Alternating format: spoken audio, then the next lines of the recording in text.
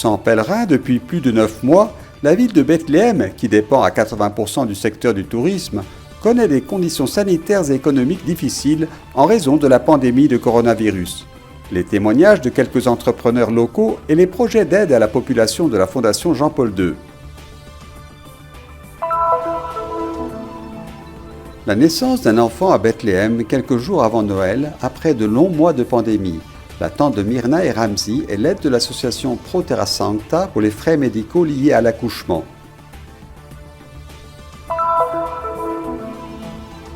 Une salle royale avec des fresques liées à Marcus Agrippa, un bain romain et un pressoir. Les dernières découvertes archéologiques faites par l'autorité israélienne des antiquités à Hérodion, le mausolée d'Hérode au sud-est de la ville de Bethléem. Le 7e épisode de la série réalisée en Terre Sainte, consacré au Notre Père, reprend les réflexions du pape François sur l'amour paternel de Dieu.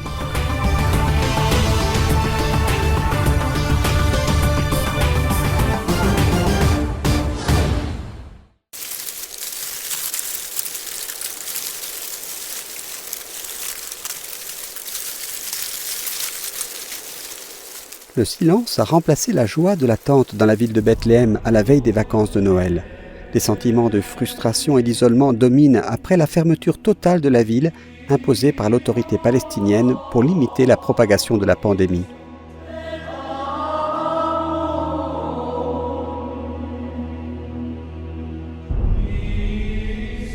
À Noël, le regard du monde entier se tourne vers Bethléem, le lieu où le Seigneur Jésus-Christ est né. Un Noël différent, cependant, par rapport aux autres années. Pour cette raison, les caméras du Christian Media Center ont capté la souffrance de la communauté locale, affligée par l'absence de pèlerins pendant plus de 9 mois, avec des conséquences négatives sur la vie sociale et morale, étant donné que 80% des habitants de Bethléem dépendent du secteur du tourisme. Tous ces magasins fermés que vous voyez sont des boutiques d'artisanat qui dépendent du tourisme pour leurs revenus. Environ 4000 touristes passaient chaque jour dans cette rue.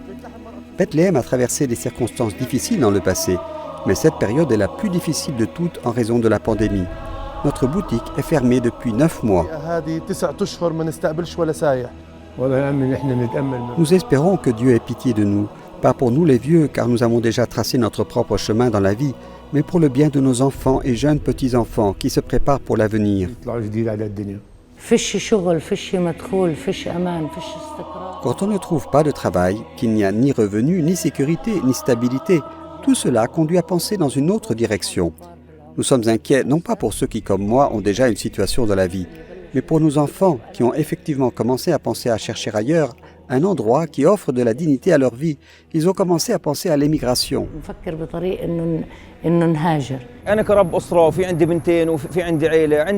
Je suis chef de famille et j'ai 2 filles. J'ai un petit restaurant et je vis de ses revenus, mais il est fermé maintenant. Comment puis-je vivre ? Je n'ai aucun revenu et ma femme est une employée qui reçoit 60% de son salaire mensuel. Je dois payer les factures et j'ai d'autres obligations en plus des besoins de mes filles. Il y a beaucoup de gens qui n'ont pas d'argent pour un morceau de pain et d'autres pour payer l'électricité. Comment faire ? La Fondation Jean-Paul II a aidé de différentes manières certaines des familles les plus démunies de la ville et a décidé de garder ses employés artisans malgré de faibles ventes. Le centre Piccirillo est ainsi devenu un lieu qui a accueilli les gens de Bethléem dans leurs moments les plus difficiles.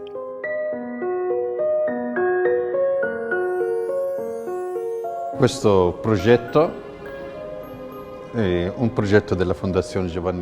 projet est l'un des nombreux projets de la Fondation Jean-Paul II. Le projet de la céramique est vraiment un très beau projet. Et tous ceux qui travaillent ici sont des gens qui ont besoin de notre aide, car, comme vous pouvez le voir, ils sont sourds et muets.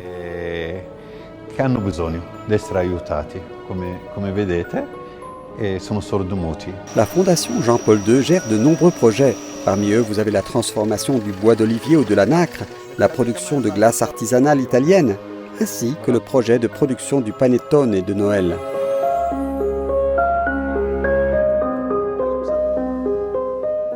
Il est difficile de vivre sans espérance qui puisse aider à soulager la douleur, surtout au seuil de la solennité de l'espérance et de la foi.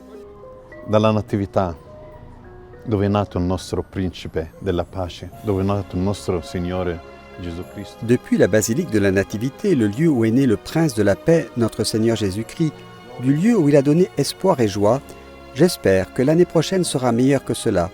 Je vous souhaite à tous un joyeux Noël et une bonne année. Comme vous pouvez le voir, nous sommes seuls à attendre Noël. Les pèlerins nous manquent. Élevons nos prières pour que cette pandémie prenne fin bientôt et revienne à la normale. Joyeux Noël et bonne année à tous. Preghiera affinché finisca presto questa pandemia e torniamo alla normalità. Buon Natale, buon anno a tutti.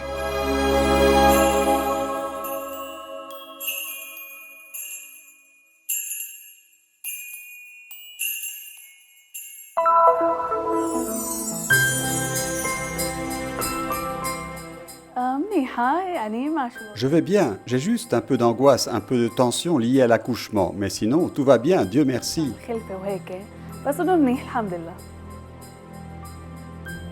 Il s'agit de la naissance d'un enfant à Bethléem, quelques jours avant Noël, après les longs mois d'une pandémie dont on ne voit pas encore la fin.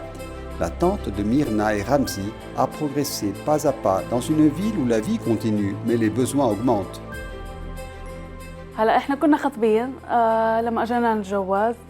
Nous nous sommes mariés le 28 février.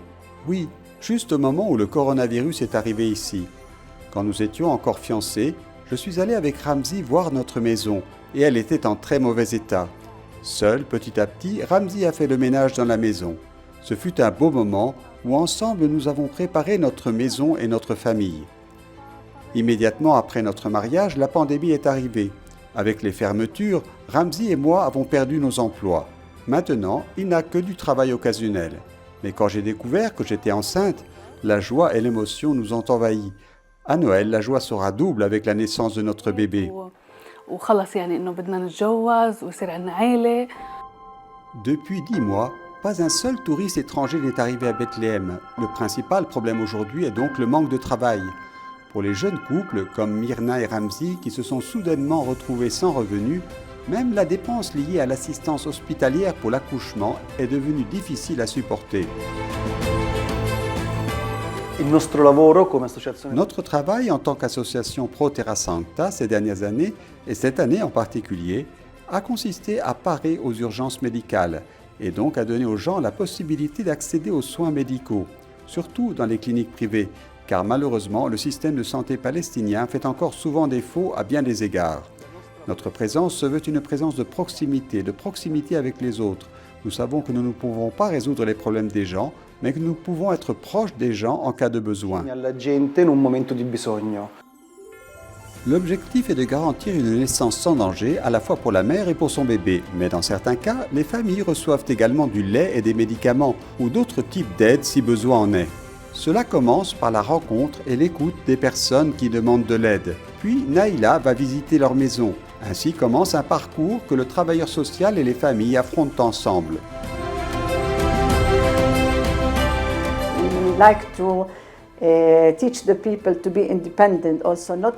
Notre mission est de rendre les gens indépendants.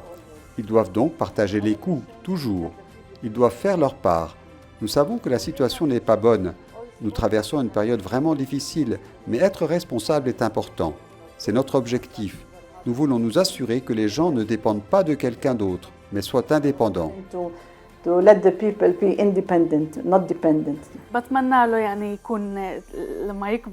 Je souhaite que mon enfant grandisse dans une ville où la pandémie ne soit qu'un lointain souvenir, que son avenir soit meilleur que le nôtre et que notre situation soit également meilleure afin de lui assurer un avenir décent.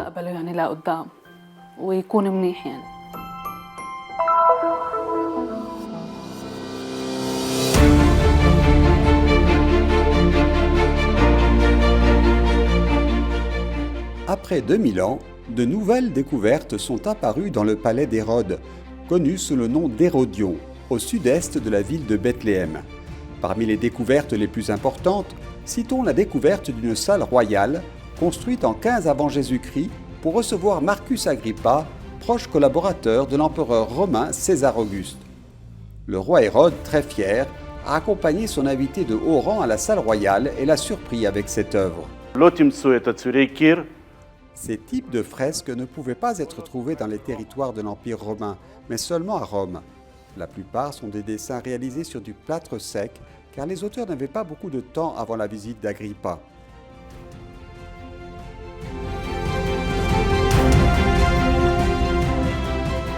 La partie inférieure de la fresque représente des murs en marbre rougeâtre, tandis que dans la partie supérieure, il y a des reliefs verticaux représentant des colonnes de marbre sur lesquelles sont gravés des motifs floraux.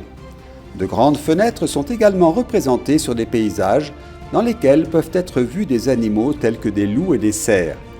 3 fenêtres sont peintes de chaque côté de la salle. Un vidéo multimédia contenant une simulation de la salle à l'époque du roi Hérode aide le visiteur à mieux comprendre les fresques, qui représentent aussi des paysages liés aux victoires militaires d'Agrippa. Parmi les plus importantes, il y a la bataille d'Actium contre Marc-Antoine et Cléopâtre et la défaite de l'armée égyptienne en 31 avant Jésus-Christ. Hérode a construit un petit théâtre sous cette salle royale pour souligner l'importance accordée à son hôte Agrippa. Les colonnes que vous voyez ci-dessus n'étaient pas dans le couloir devant la chambre d'amis du palais. Les pierres qui les composent étaient éparpillées sur le site et nous les avons ensuite réunies. Après avoir visité la salle royale, Hérode a accompagné son hôte dans le couloir royal qui mène au palais situé au sommet de la montagne pour y admirer le magnifique panorama.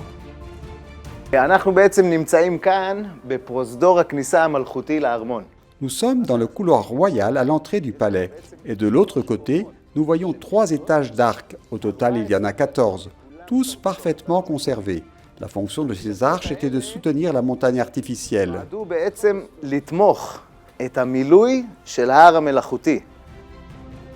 Le passage entre les murs du palais supérieur a été soigneusement conçu pour que l'air frais puisse s'écouler dans les profondeurs du palais et dans les jardins, tandis que les marches étaient placées dans la zone ombragée de la montagne, dans la direction dans laquelle soufflaient les vents, de sorte que le couloir pouvait rester frais toute la journée, même lors des chaudes journées d'été typiques de cette région semi-désertique.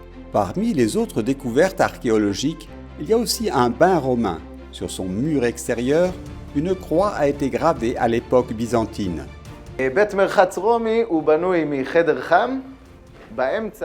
Le bain romain se composait d'une pièce chaude, puis d'une pièce tiède, enfin d'une pièce froide, afin que le corps ne subisse pas de choc thermique. Un bain romain qui se distingue aussi par sa coupole, unique en son genre. C'est la coupole la plus ancienne de tout le Moyen-Orient. Lors de fouilles précédentes, un anneau en bronze a également été retrouvé, orné d'un pot de vin portant l'inscription grecque Pilate, le procureur romain lié à l'histoire du procès du Christ. Des fouilles ont également mis au jour un pressoir non encore présenté au public.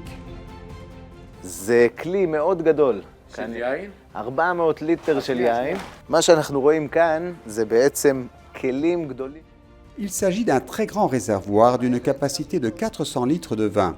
Ici, nous voyons de très grands récipients pour stocker le vin. L'intérieur des vases est enduit d'une substance pour préserver le liquide. Et au fond, nous avons trouvé des sédiments de vin. Tandis que dans ce récipient, j'ai trouvé des graines en fermentation. Ce qui signifie que non seulement le vin était stocké ici, mais que c'est ici que le vin du roi Hérode était produit. כנראה שגם היה פה איזה תהליך של ייצור של יין. זאת אומרת, יין של הורדוס להורדוס. L'Hérodion reste un mystère. Les fouilles n'ont en fait touché que 25% de la montagne. Il existe des dizaines d'autres zones et tunnels qui n'ont pas encore été fouillés et dont l'étendue est inconnue.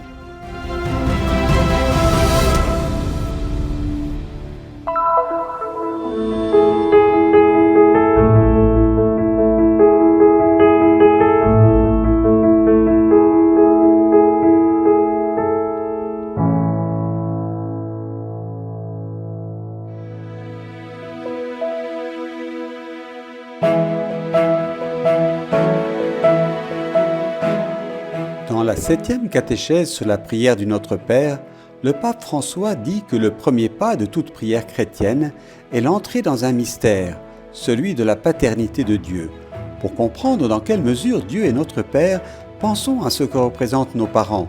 Mais nous devons toujours, dans une certaine mesure, affiner, purifier cette représentation, a déclaré le pape. Lorsque nous utilisons ce mot « père », nos pensées se tournent involontairement vers notre père de famille, vers le père naturel. Nous le faisons inconsciemment. C'est pourquoi, a expliqué le pontife, lorsque nous parlons de Dieu comme Père, quand nous pensons à l'image de nos parents, surtout s'ils nous ont aimés, il nous faut en même temps aller plus loin, parce que l'amour de Dieu est celui du Père qui est aux cieux, selon l'expression que Jésus nous invite à utiliser, l'amour total que nous éprouvons dans cette vie, même imparfaitement.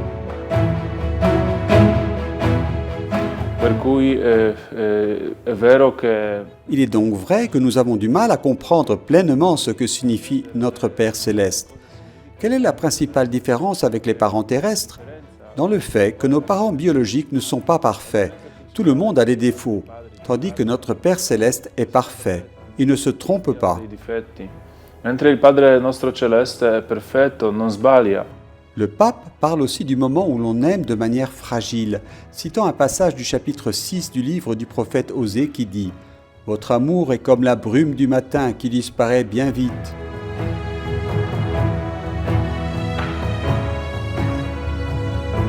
Quand nous parlons de l'imperfection de l'amour, nous devons accepter ces deux positions, ces deux réalités. Je suis imparfait, mais je veux changer ma vie avec l'aide de Dieu. L'amour ne peut pas être compris seulement comme un sentiment, comme quelque chose qui me fait toujours plaisir. Non. Moi, je comprends l'amour comme un comportement qui aide les autres à obtenir le salut. À la fin de la catéchèse, le pape dit que l'expression « aux cieux » ne veut pas exprimer un éloignement, mais une diversité radicale d'amour, une autre dimension d'amour, un amour inlassable, un amour qui restera toujours, et même qui est toujours à portée de main. Il suffit de dire « Notre Père qui es aux cieux » et cet amour vient.